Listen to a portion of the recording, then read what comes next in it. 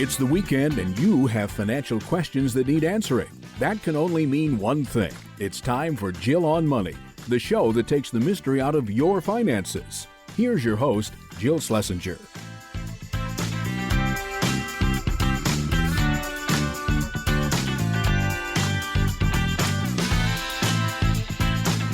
Welcome to the Jill on Money Show. This is the program that takes the mystery out of your financial life.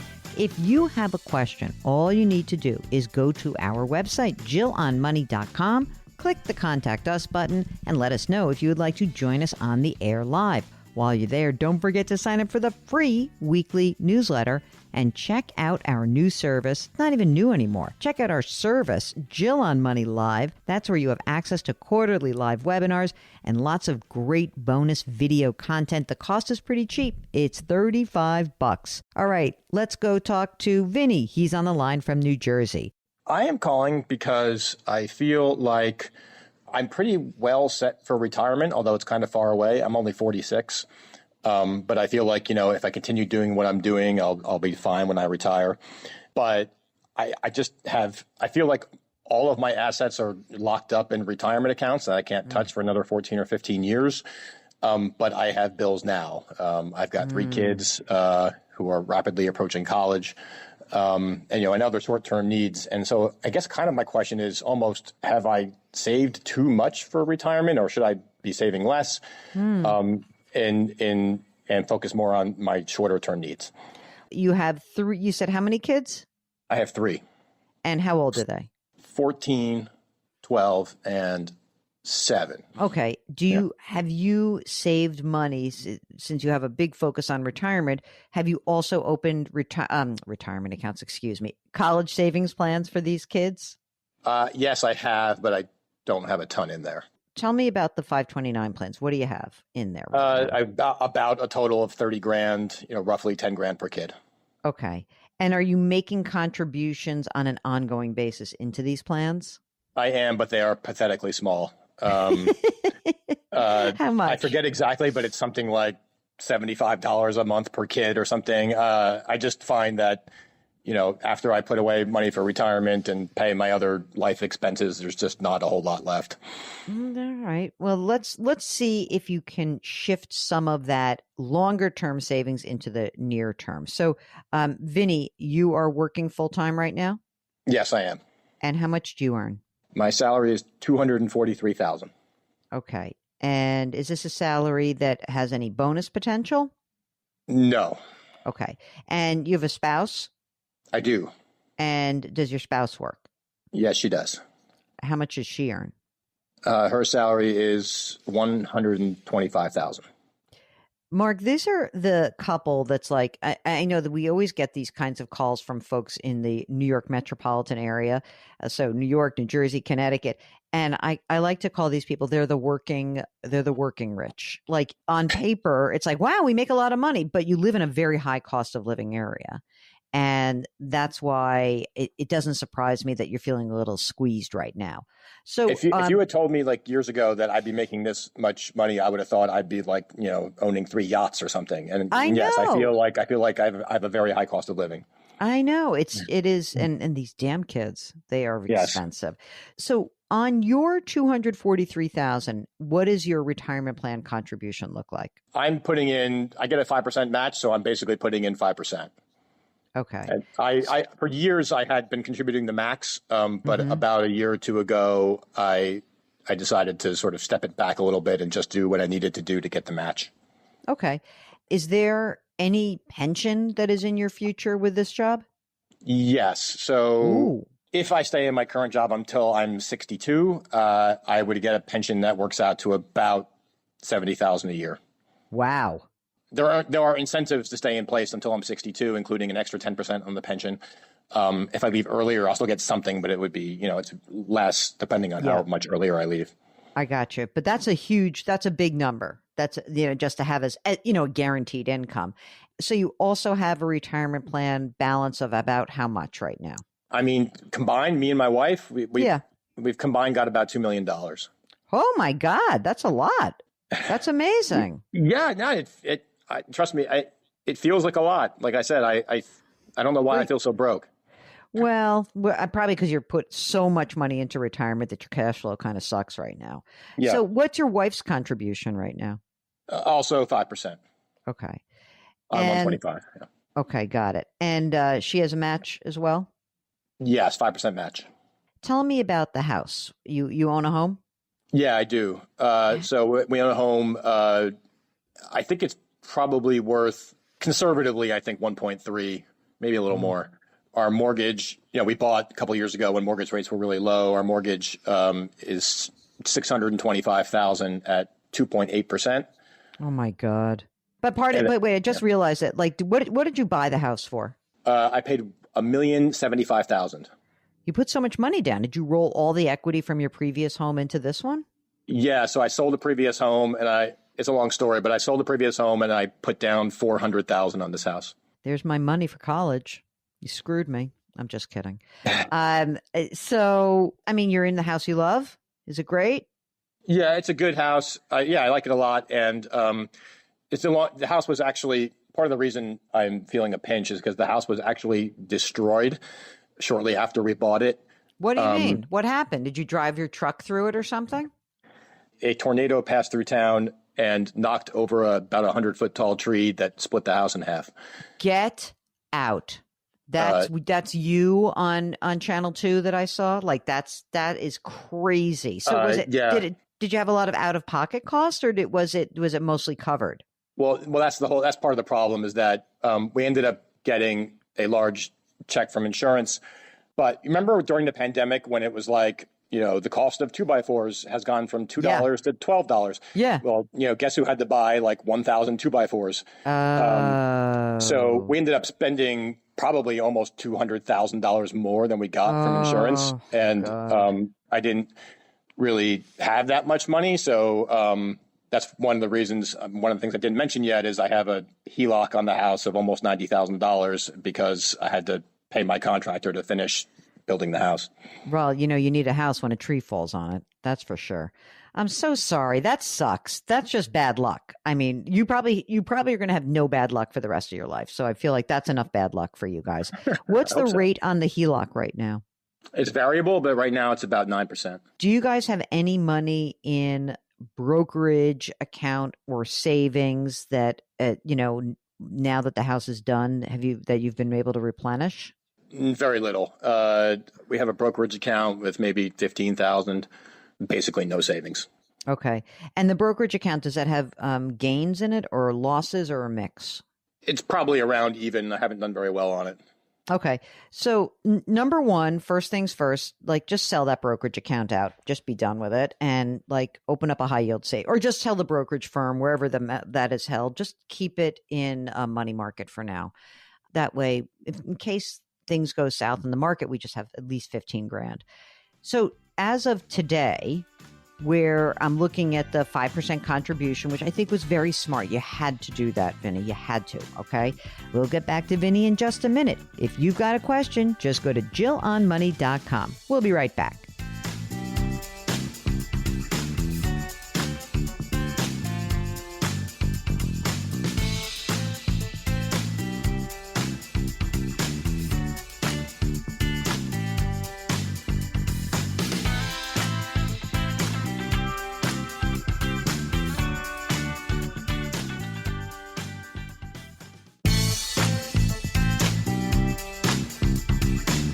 Back to Jill on Money, where Jill Schlesinger helps you take the mystery out of your finances.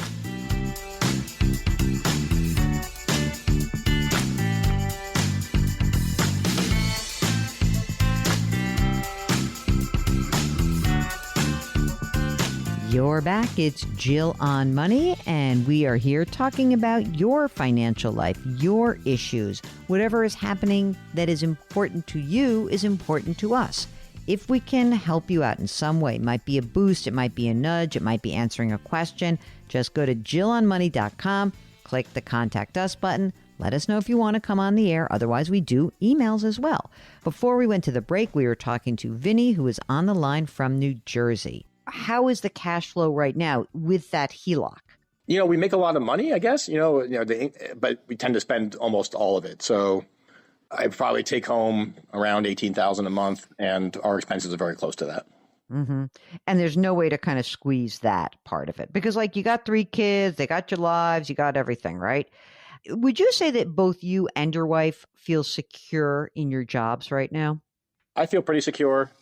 I think my wife feels pretty secure, but it's a position that might not be around forever. I understand.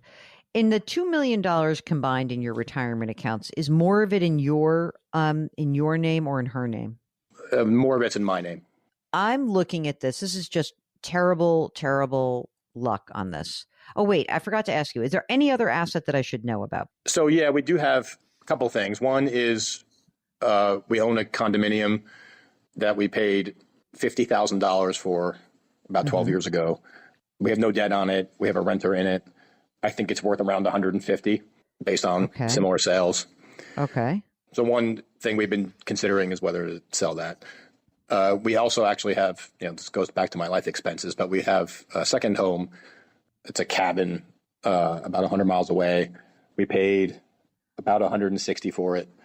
The mortgage, I think, is 118 at about 4.5%. And that house is a money pit. How much is it worth? Is it worth 160? I think it's probably worth somewhere around 250. We put a lot of money in. I say it's a money pit because when we bought it, it needed a ton of work, and so we've probably put about 50,000 into various. All right, whatever. So you got a $210,000 basis, and you think it's worth 250? Around there, yeah. Okay. Do you love it? Yeah, we do actually. We get a lot of good use out of it. We use it on the weekends, and I'm kind of hoping it's a place that the kids can use when they're older. If I could manage to keep it. Okay. So right now, the condo looks like there's this like magical solution to your problems, which is you own the condo, it's worth 150. That you'll have to pay some taxes on it, obviously, because you've been claiming it. But if you were to sell it and pay some taxes, it looks to me like you could pretty quickly pay off that home equity line of credit. And yeah, so that's one thing we've been debating doing. I think that is worth doing. I don't know what the rent is that you get, but it's almost like it's almost irrelevant to me, even if it was like the greatest rental in the world. I just feel like because your cash flow is so tight right now, there doesn't seem to be a solution to paying down that home equity line of credit anytime soon. And rates are going to stay higher for longer. And so I'm worried that is sort of weighing on you emotionally, but also financially. So imagine if we didn't have the home equity line of credit, if that just got X'd off of your balance sheet. And yes, you didn't have the rent from the condo, but that, like, all things being equal, you could free up a little bit more cash flow.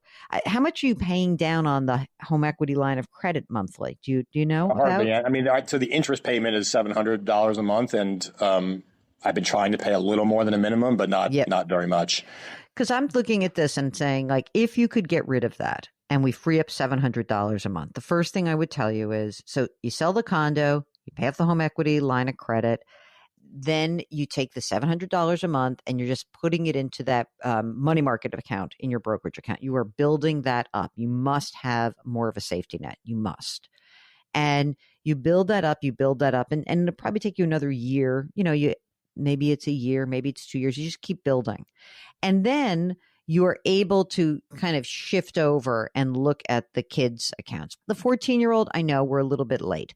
But, what's going to end up happening, I presume, is that you're going to want to help them with school. But, are these like Rutgers or no, we have to go to, I don't even think about like what's a fancy Princeton, or does it? So what do you think? I don't know. It's a little too soon to tell. I think there's a possibility I think Rutgers is sort of best case scenario, put it that way. Okay. But I think there's a possibility that it could be a lot more than that. I just don't know. Really? Well, who's paying for that? You don't have that. Yeah, I don't know. Well, let me ask you a thing. Do you have rich parents? I do not. Does your wife? She does not. That's a shame. That's a damn shame. I'm just kidding you.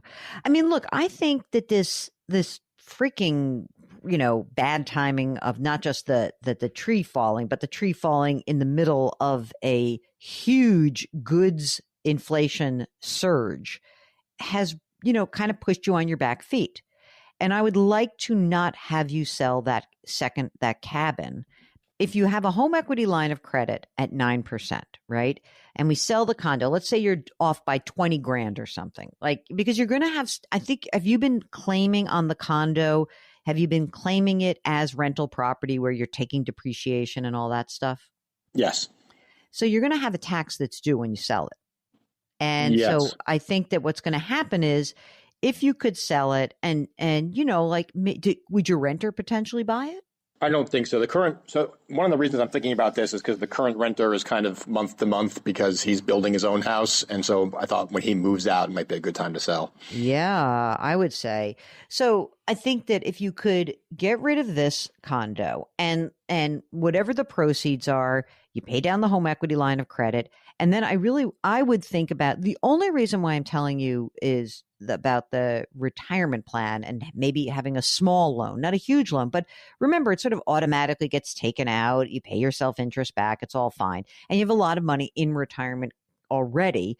So I feel like if we could have that done, paid at that, you know, pay off the home equity line of credit. Now you've got two basic obligations: your primary mortgage at 2.8%, the cabin mortgage at 4.5%. And then we need to capture that $700 or $750 a month and really start to make sure that you've got some money in savings. Because whatever, you're going to need a car, you need a thing, a kid has you know what I mean? You need an emergency reserve fund. I think that we're going to have to really focus on that even before you think about 529 plans. But I also have to say, as someone who has no children, I would never want to have this conversation. I'm going to tell you to have this conversation. I feel like you have to say to your kids, we have a great life. We are not rich. We live in a very high cost of living area. We expect that you guys will be going to Rutgers because that's what this family can afford. And I think you have to plant that seed, because you don't want to plant the seed when the kid's a senior. You better plant the seed, you know, now in freshman, sophomore year. You cannot actually afford private university for these kids. And you're probably, and weirdly, just because of the amount of money you earn, you're not going to qualify for huge aid. You no longer get that benefit of, like, the FAFSA formula has changed. So you don't get, you actually get nothing for having kids in college at the same time. So when the 14 and 12-year-old are in college at the same time, you're not going to get any benefit from that. You know, I know I make too much to get help, but not enough to actually afford it. Exactly right. So that's kind of where I come down on this. So that's not to say that, you know, if they want to do that and they're hustling and they can get scholarships, or if all of a sudden the 14-year-old's like, hell no, I just got an academic scholarship to Johns Hopkins and I'm going, you're like, great. But you have to set an expectation, because otherwise I don't think that it is impossible for me to imagine that you guys can afford 60 or 70 grand a year. And to have that as an obligation that you're co-signing for your kids is a terrible idea. That will actually blow up your retirement.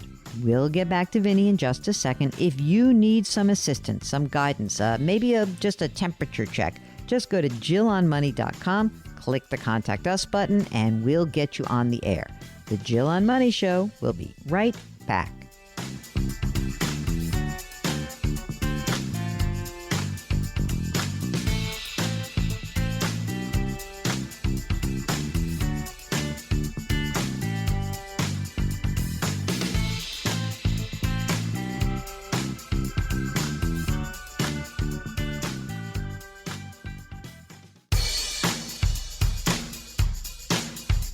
Do I invest here? Should I put my money there? Jill Schlesinger can help you. Back to Jill on Money.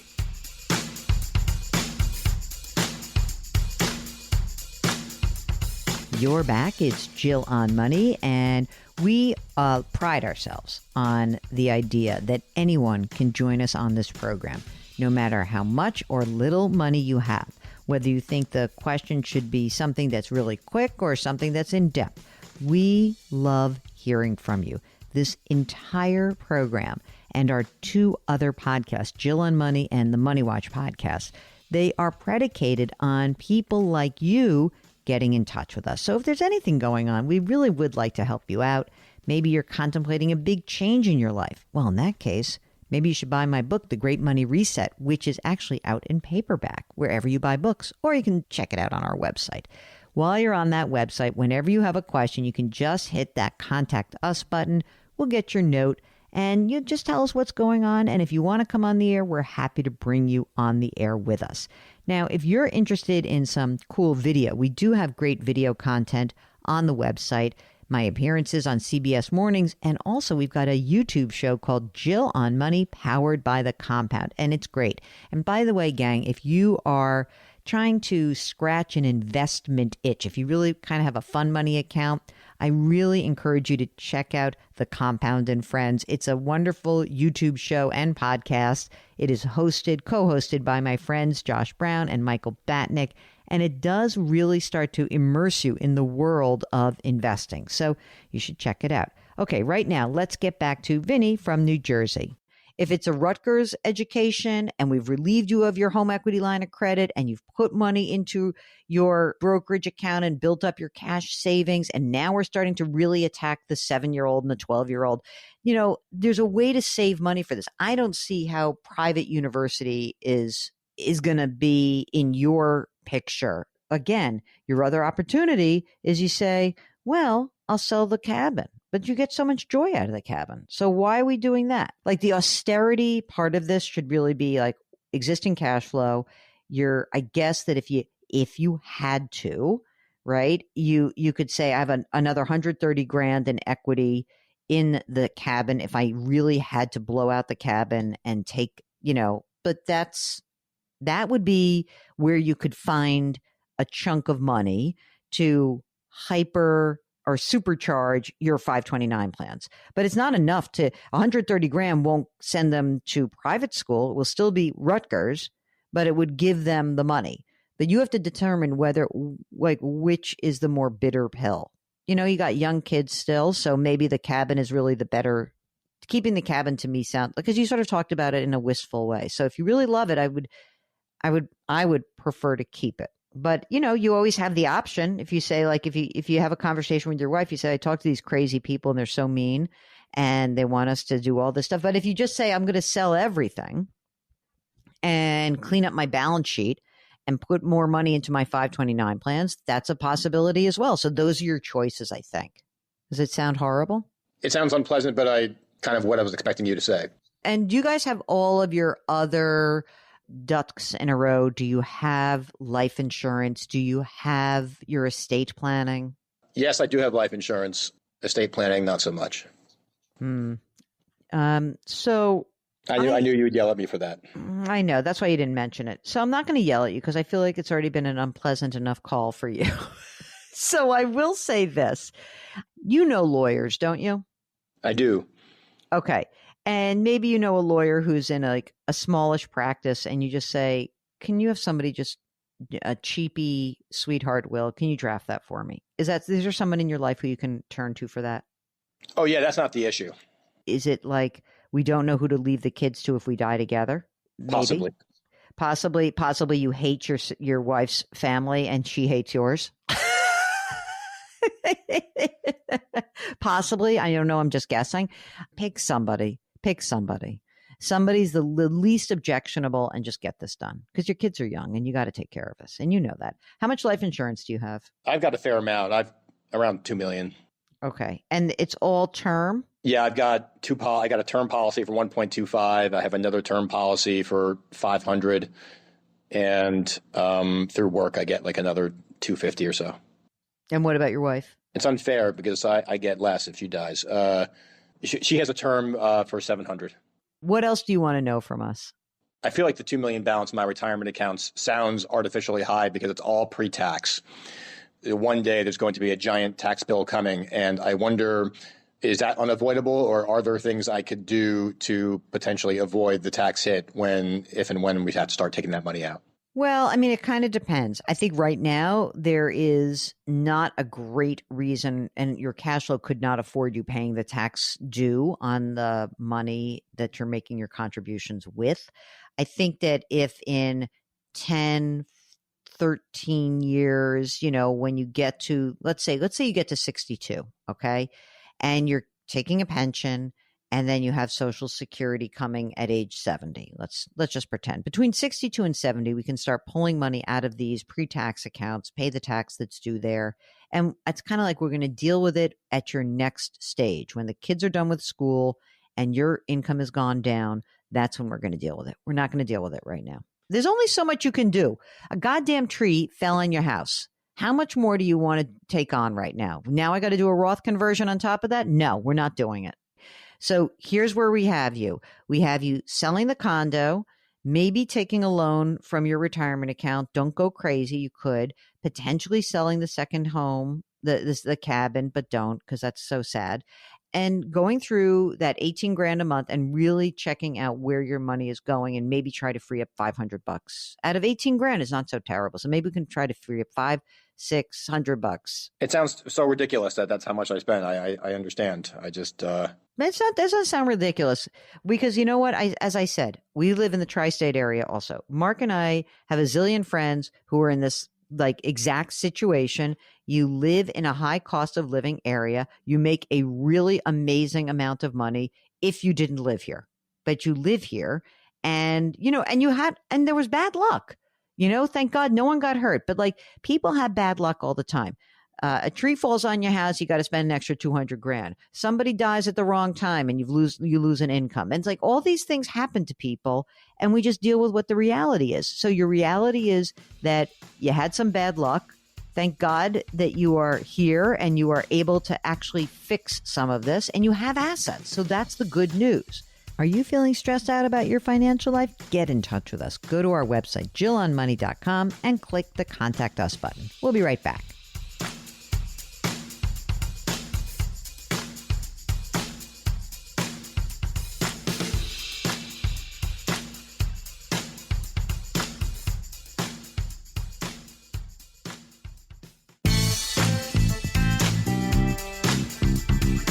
.401ks, IRAs, refinancing, she covers it all. Back to Jill on Money with Jill Schlesinger.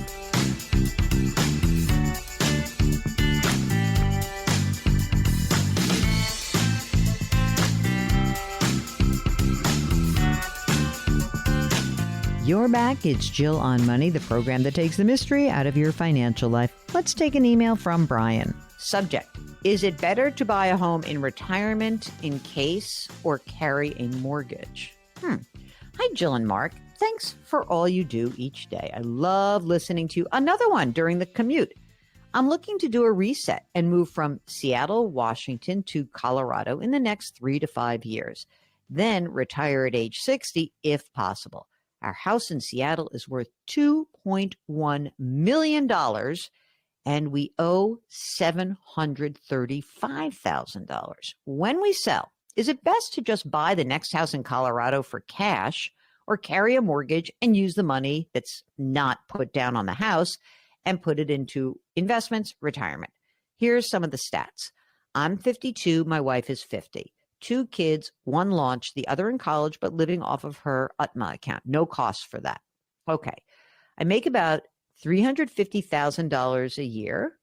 My wife makes $40,000. Income should go down when we move to Colorado to probably $100,000, but could be more. My wife will start teaching at a college, and she'll probably make about $65,000. So they're going to go from making, almost $400,000 to making $165,000, $150,000, $165,000. Okay, what's this guy got?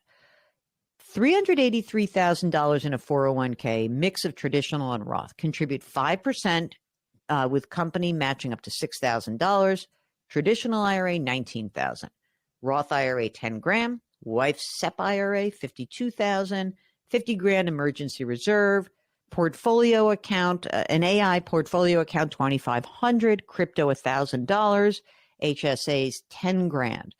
One unknown is an expected inheritance of about $600,000 to $800,000. Trying to assume that's not going to happen. I got to tell you something. These numbers don't look great, my man. Brian, how are you doing this? Like, I don't know what your expenses are, but you don't have a lot of money. Am I missing something? I mean, I don't think you can afford to buy something in cash unless, and I'm not even sure this whole 60 thing is going to happen. The numbers look short to me. Even if you were to get that inheritance, am I missing a pension? Like, what's happening here? What am I missing, Mark? Hopefully you're missing a pension, and he doesn't say what the potential new house would cost. Maybe it's going to be way less than what they would, net. Yeah, well, he needs an sale. extra $1 million at the very least, and I don't think he's retiring at age 60. So I'll tell you what, Brian, give us a follow-up here. We'd love to bring you on the air and talk more about your game plan. Okay? Good. Here we have from Greg, who says, my wife was gifted 2,000 shares of AMNB. That is American National Bank shares. This was she was gifted this in the year 2000. At that time, the price was $15 a share. Now, until last year, we reinvested the dividend. We now have 4,740 shares. Price is 44.5. Both of her parents have died. She does not have any sentimental attachment to the stock, and it makes up 15% of our net worth, not including our house and our 2 rental properties. How do you know which stock to sell? The shares priced at 15 or the ones that are 44? Okay, hold on a second. You're going to have a huge tax hit on this. Here's the deal. When she was gifted the shares in the year 2000, that meant that she was gifted those shares, again, presuming they were gifted, not inherited, that she was gifted those shares at whatever the cost basis was for her parents. Okay? Now, the thing is, you probably have no idea what that is. So you might as well just, I presume, unless you have that number, again, the cost basis when you gift something is the cost basis that the person who's making the gift had.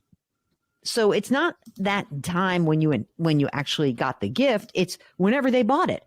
You probably don't have that price. So even if you just said, well, my best guess is, they bought it at 10, they gifted to us when it was 15, whatever.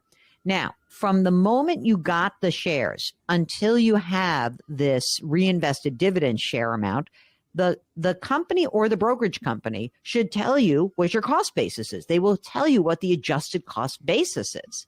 So the deal is that my best bet is that you need to work on this to kind of figure out just how your tax liability is going to hit you. Now, the extra side note is that this company is being purchased by another bank. And so when that happens, those shares are going to get taken out anyway. You're going to have a taxable event. So I might as well just, frankly, sell it and pay the tax that's due. The worst case scenario is that you're in the top tax rate of 23.8% on the gains. Now, if that's the case, so be it. It's not that big a deal, gang. You pay the tax that's due, about a quarter of this will get lopped off and you pay the tax and that's that. But there's not an easy way to go figure out what exactly the cost basis was for her parents. So you're going to have to make a best faith estimate and pay the tax that's due. And I would just sell the whole thing. I would just be done. Who cares? It's going to be taken over anyway. So you might as well just get out of it. And I would certainly pay the tax before there's any change in tax rates. If you'd like to ask us a question that's burning up in your brain, give us a holler. Go to JillOnMoney.com and click the Contact Us button. We'll be right back.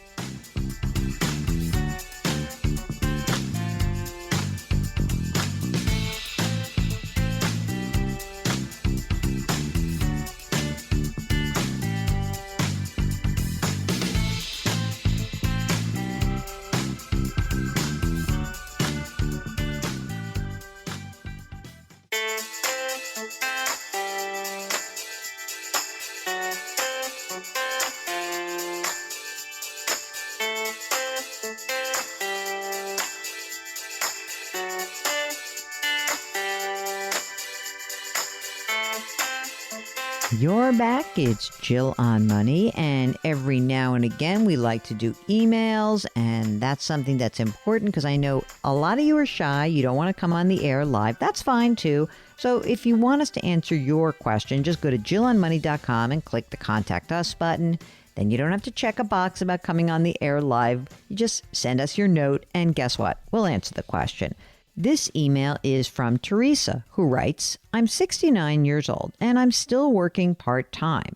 I want to know when I should roll over my 401k to another account so I don't have to pay as much in taxes. I don't know what you mean exactly, Teresa. I'm wondering if you are considering perhaps that you are trying to think about how to convert some of a traditional 401k into a Roth environment, because maybe that is your game plan, that you're saying I'm 69. In the next few years, the government's going to require me to take money out of this account, and I don't want to have to do that. So there's a few different things to consider. One is, for anyone listening, if you've got a retirement account and you want to roll it over into an IRA rollover account, you could go ahead and do that. It's very easy. You can usually do that even if you are working part-time. A lot of firms will allow that while you're still working. Now, if you're asking how do you just get money out of that account, you can pull money out and pay the tax due right now. And if you really do want to convert, you may want to roll the whole thing over into an IRA and then start to slowly convert some of the money to a Roth IRA. The catch is, if you decide to do that, you need to have money outside of retirement to pay the tax that would due upon the conversion. That's always the rub when it comes to converting. You must have money elsewhere to pay the tax. If you're just pulling money out of the account to reduce the amount of the account and you want to just live on that money, maybe it will supplement your part-time income, that can work too. So I hope that helps. And if I didn't answer the exact question you were asking, Teresa, get back in touch with us. Okay, the Jill on Money Show will be right back.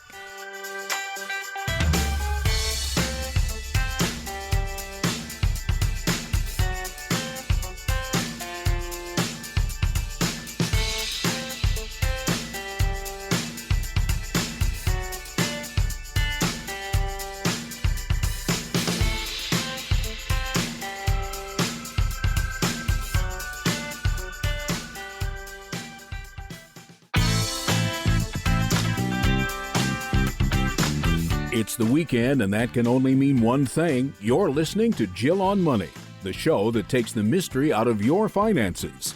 Here's your host, Jill Schlesinger.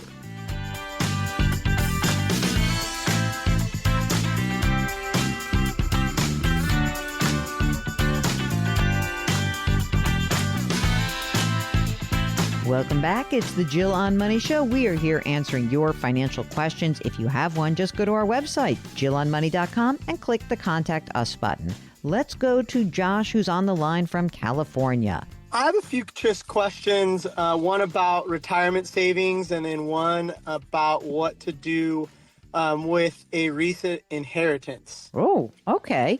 Well, first of all, Josh, how old are you? I am 39, single, no kids, never been married. Well, with an inheritance, if you'd like to be married, perhaps we can do something for you. You know, I just read this article in the New York Times about how there are more and more people who say, like, you know, I'm really happy and single. So you idiots who keep trying to fix me up, don't fix me up. So I'm not going to fix everybody up. But anyway, if you're happily single, wonderful. And you're 39 years old and working? Yeah, so I work at an adult school inside of a prison, which is kind of unique. So I work for the state of California. Oh, that's amazing. So you trained as a teacher? Yeah, so I taught for 5 years in public school and then got tired of kind of dealing with all that comes with that and had an opportunity to move to a better area and get paid more money. Wow. And so I jumped on that. It seems like a hard job, though. Like, I don't know. Why am I making that judgment? Teaching prisoners. You mean that like 10-year-olds are more frightening than convicted folks?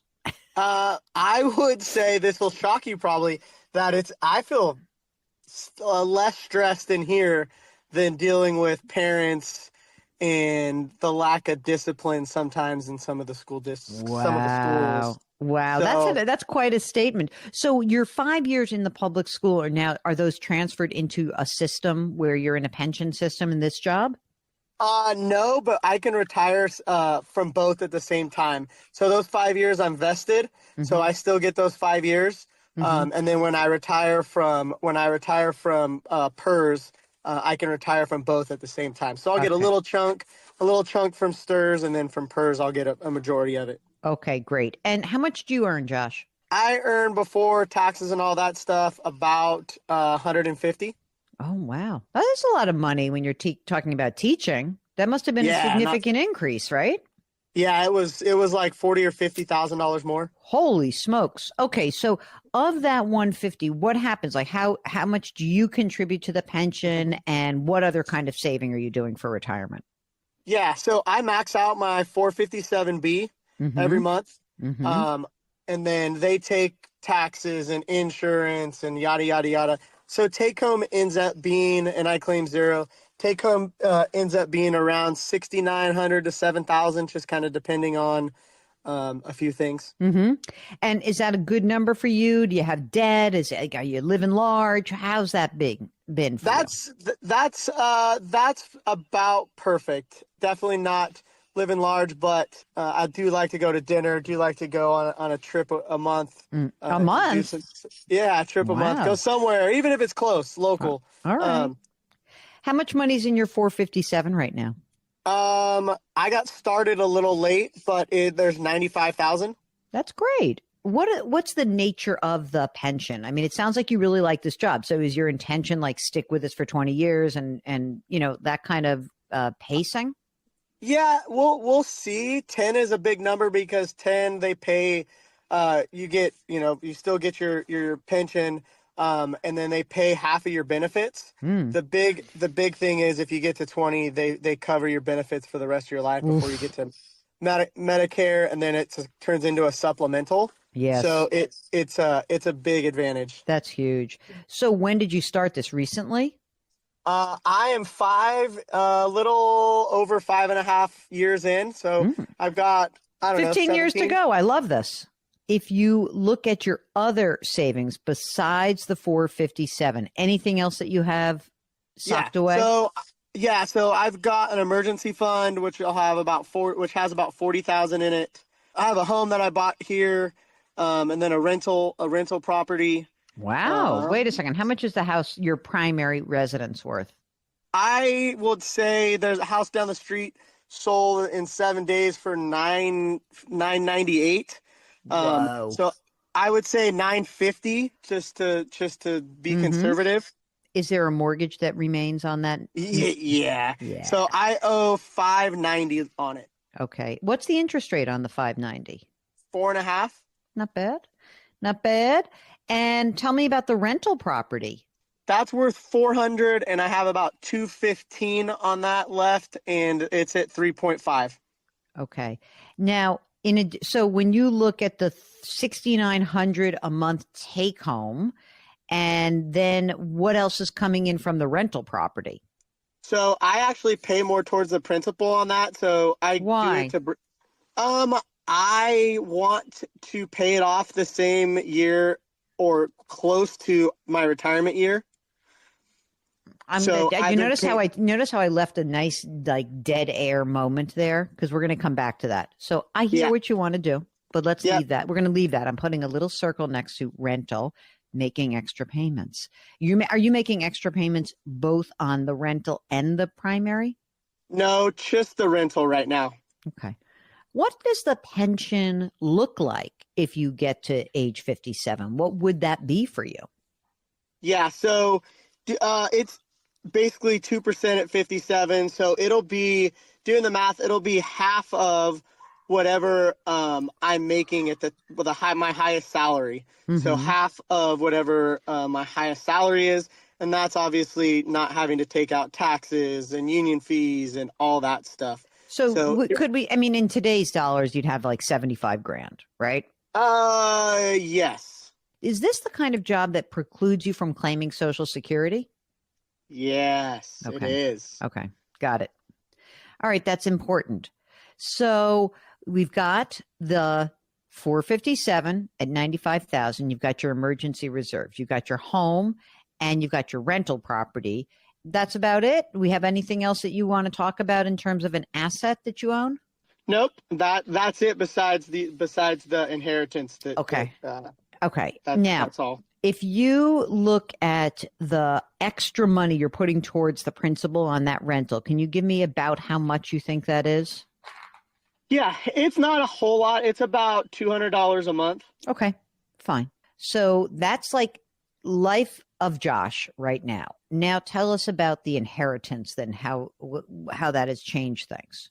I don't know necessarily that it totally changes things. So my grandma passed away, inherited about 188,000 of that, and just looking to invest it, not really, probably not all 188. I would like to keep maybe 15 on the side to go on trips or do something with, but definitely invest probably 100 and anywhere from probably 170, and just let it sit and compound over time. That's fabulous. We'll get back to Josh in just a minute. The Jill on Money Show will be right back.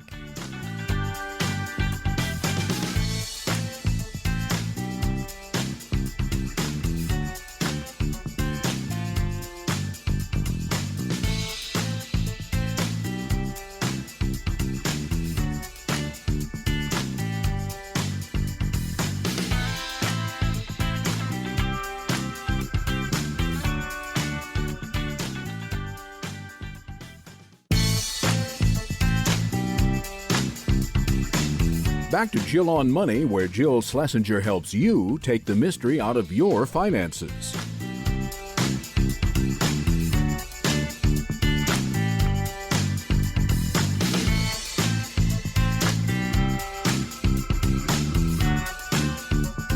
You're back. It's Jill on Money, the program that takes the mystery out of your financial life by asking you to ask us questions. Let's get back to Josh from California. Now, do you feel comfortable investing this yourself? So I manage my 457, and obviously in the last year and a half, 2 years, it's done pretty well. Which you kicked ass, man. You're the best.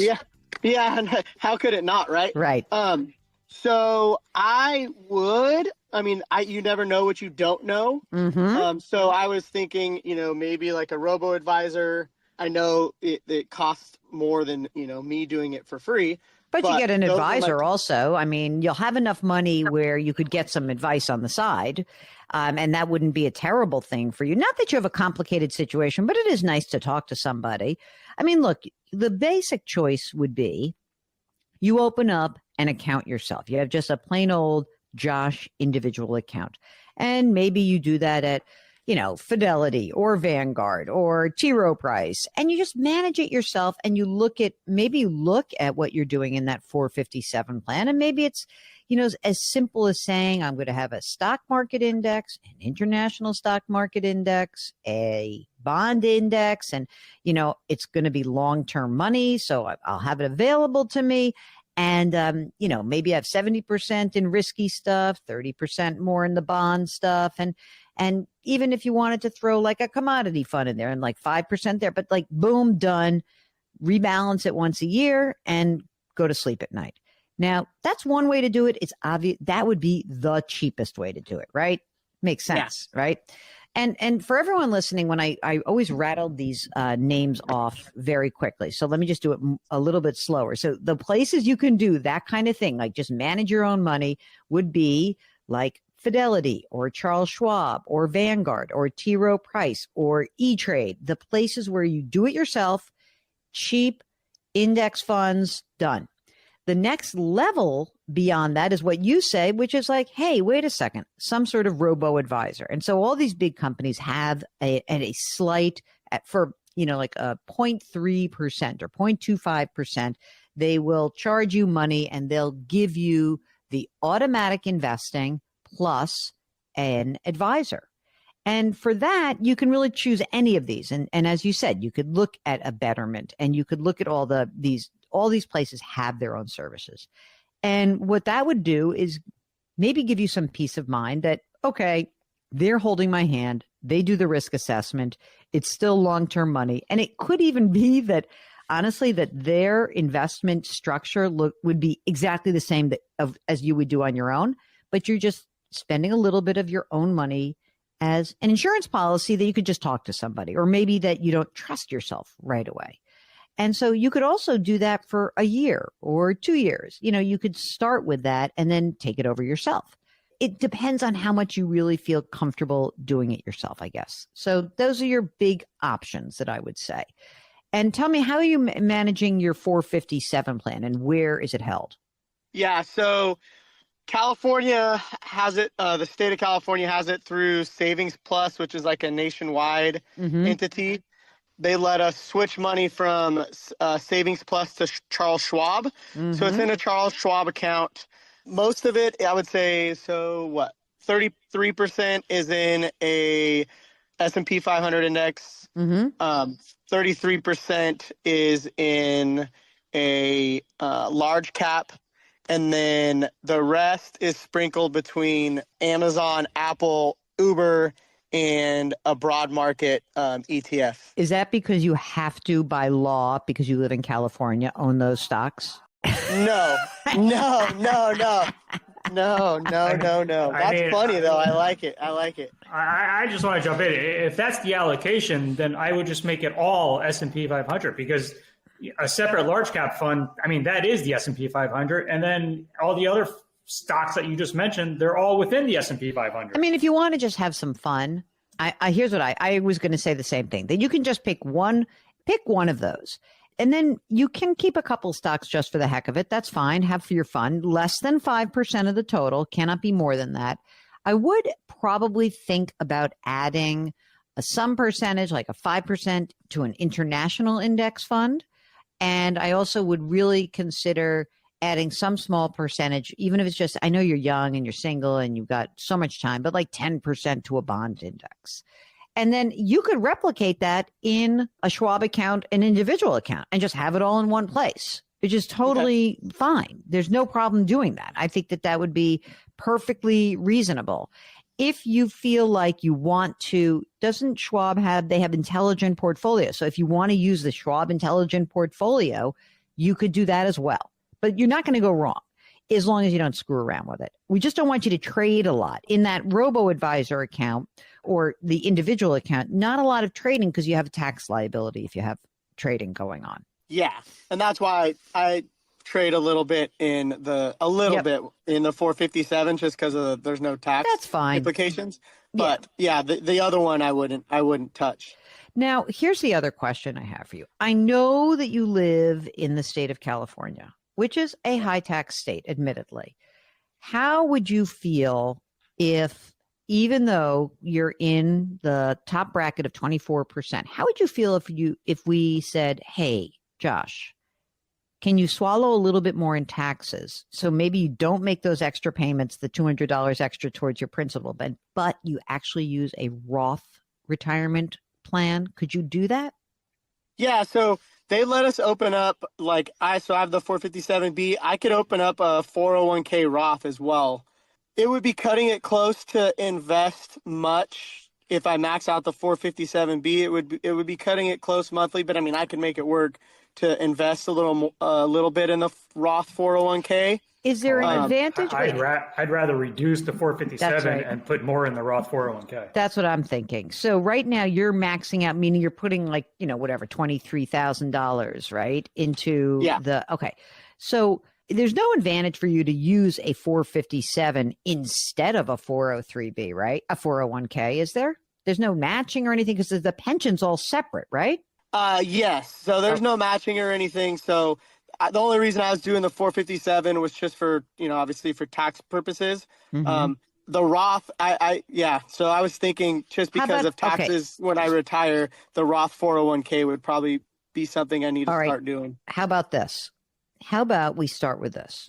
I don't want to have you have a meltdown all at once, but how about we do half of the money into your 457 and half into a Roth 401k. Do that for this year. Get used to it. Let your cash flow deal with it, right? Stop making extra payments towards that principal on the rental. You don't need to do that. I promise you don't need to do that. The money is better spent paying the taxes that are going to be due and starting your Roth.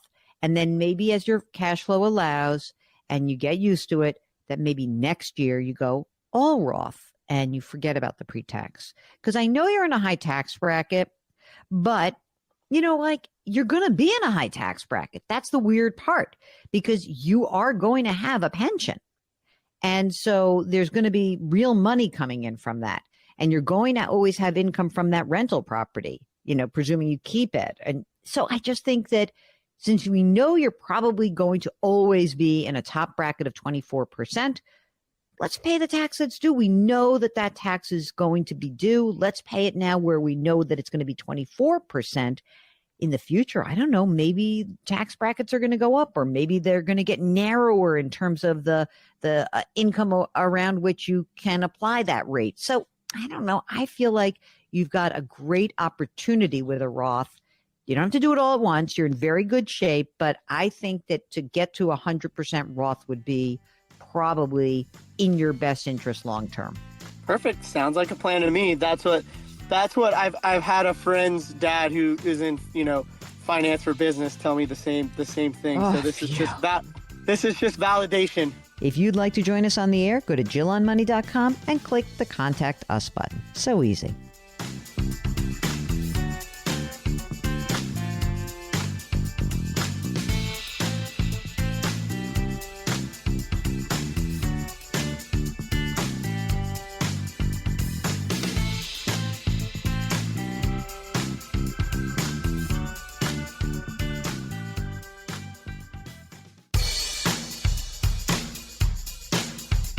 Do I invest here? Should I put my money there? Jill Schlesinger can help you. Back to Jill on Money.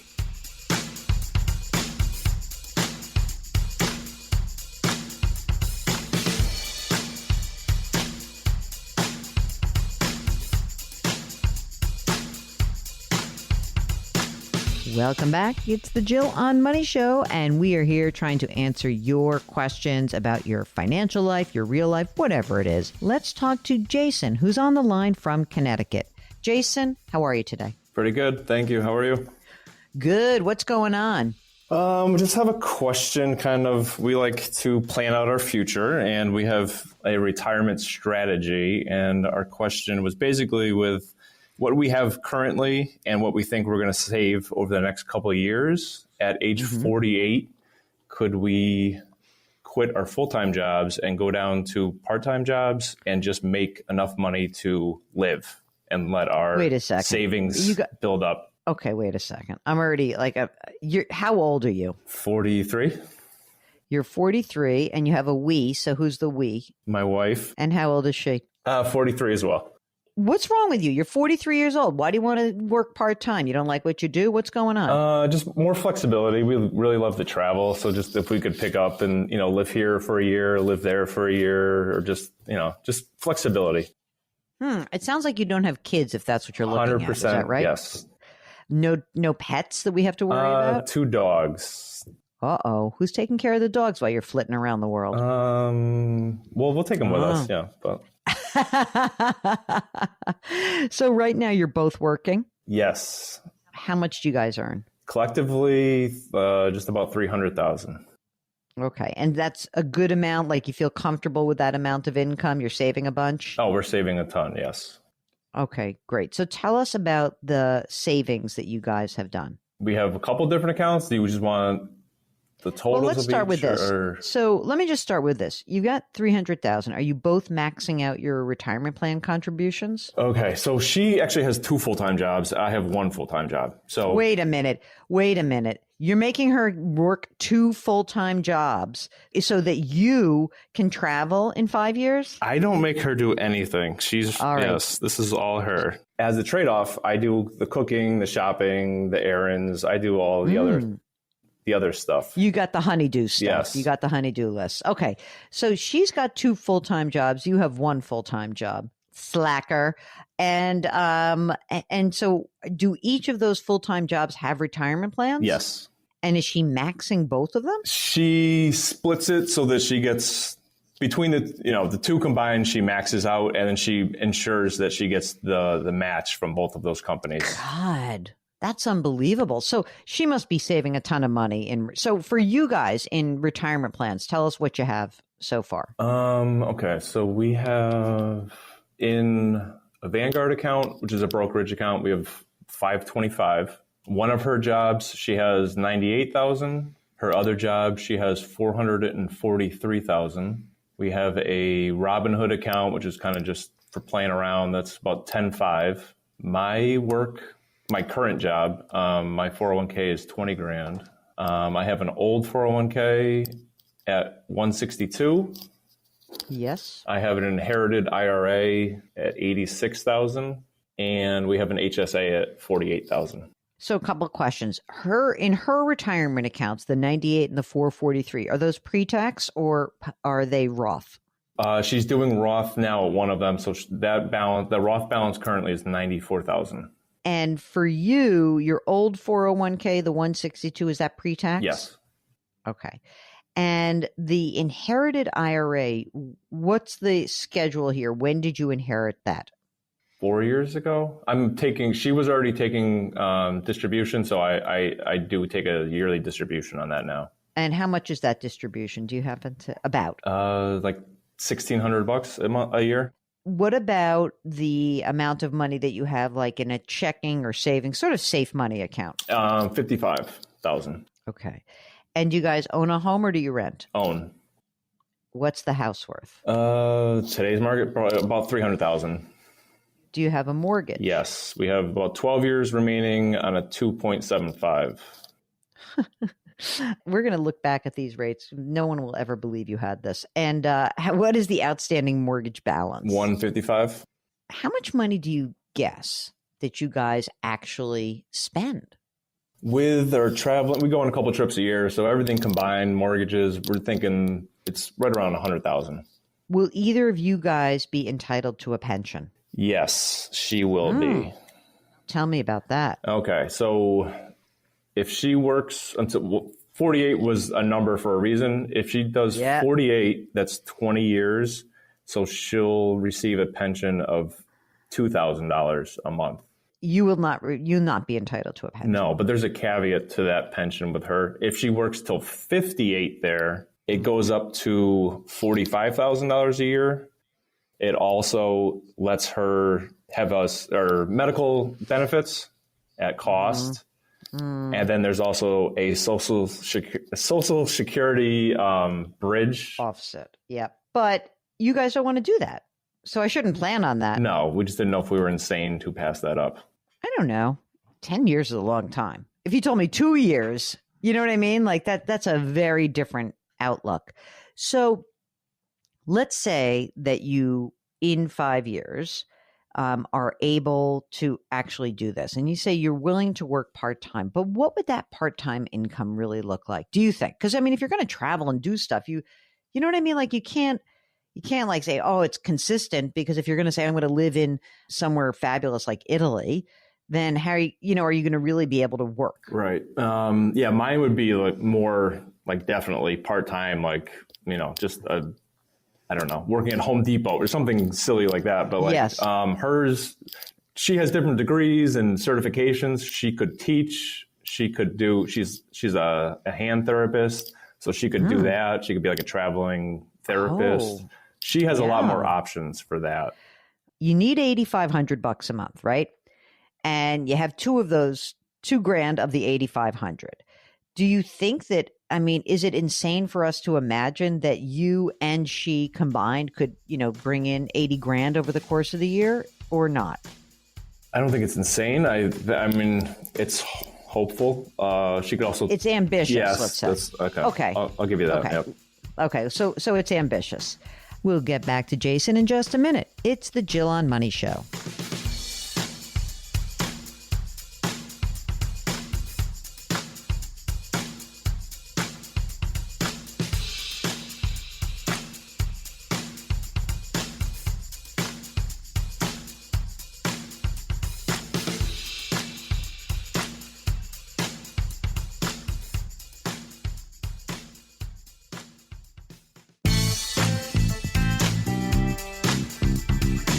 .401ks, IRAs, refinancing, she covers it all. Back to Jill on Money with Jill Schlesinger.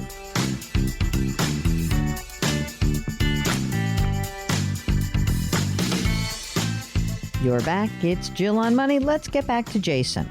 Let me ask you something. So you have a bunch of money that's in this Vanguard brokerage account, this $500,000. would you be willing to spend some of that down in order to make this work for a bunch of years? Yes, that's why we've been we put about $1,000 a week in there currently. I think you could probably make this work. How long could I count on, could you be working for 10 or 12 years, this part-time travel fund thing? Is that about what you're thinking? I wasn't hoping that long, but I think it would. But it would be great. Yeah, obviously it would help. Yeah, for 10 years. Yeah. I mean, especially if you're willing to crank and save a bunch of money for the next 5 years, I think this can probably work. I think there's some downside risk. The biggest downside risk that I see is that your spending of $100,000 a year with your, in today's dollars, obviously, that starts going much higher because the travel stuff is more fun and it's more expensive. And then instead of $100,000 a year, you're really like, well, actually, it's like 120 or 130. That will put pressure on you guys, but you don't have any obligations. So it's pretty easy to think that if right now, you've got more than $1 million saved, that you can bleed some of that away. You'll have this pension.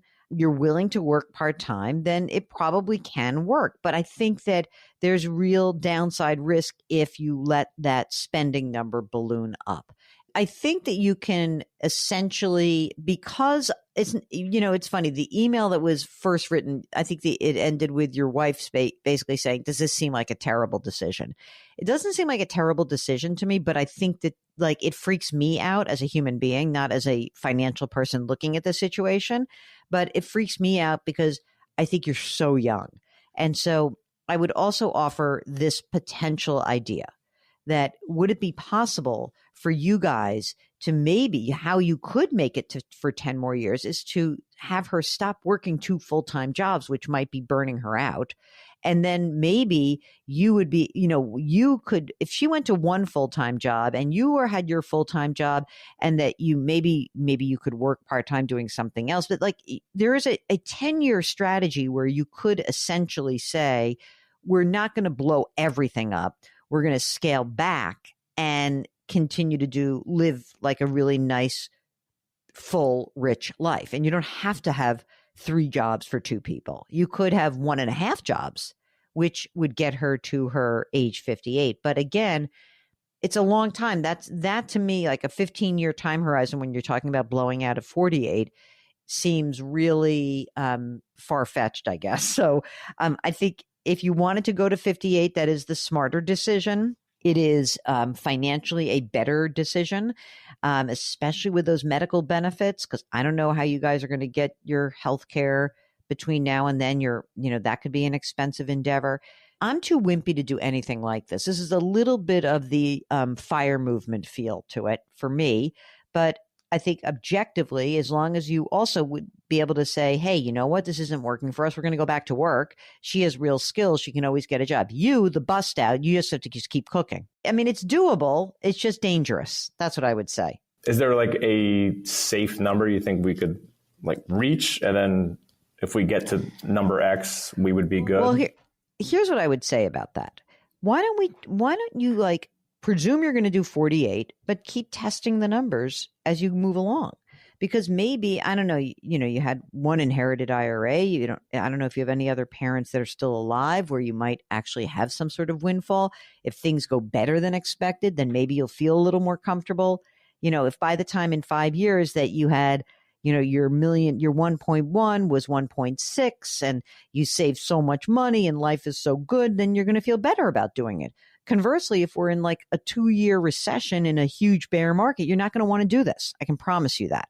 Because, there will be a moment within the next 5 years where you have a 25% reduction in your investment accounts and you're going to feel like, ugh, I don't want to do this now.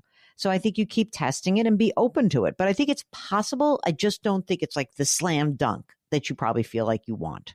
I'm surprised you even gave me us any glimmer of hope. I'm actually surprised. I mean, really, I am usually a dream crusher. You know why? Because you don't have kids. You don't have kids. Your cost of housing is really low. And she has a real job that is, when you're in healthcare especially, I think that there's always a need for that type of work, that's the kind of profession and career where you can go back in very easily. And we've seen people do this, people who come on the program and they're nurses, they're doctors, they scale back, they were working tons of overtime.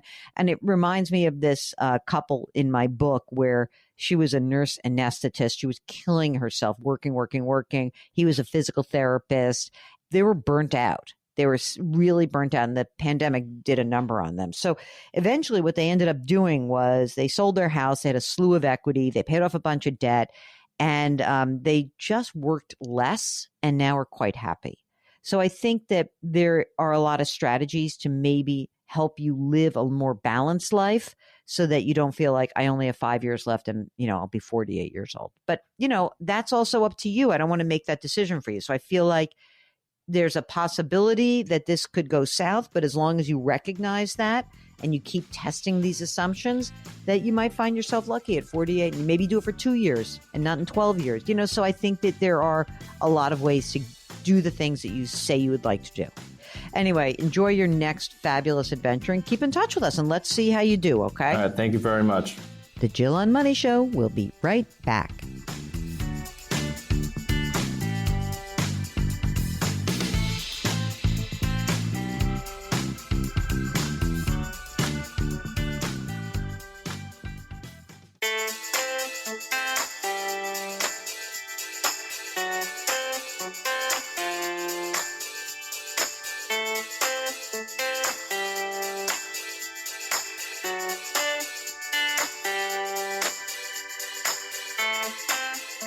You're back. It's Jill on Money. And before we say goodbye for the day, let's take an email. This is from Jeff, who writes, how do you get the cost basis on inherited stocks? Oh, Jeff, I really want to know more about this.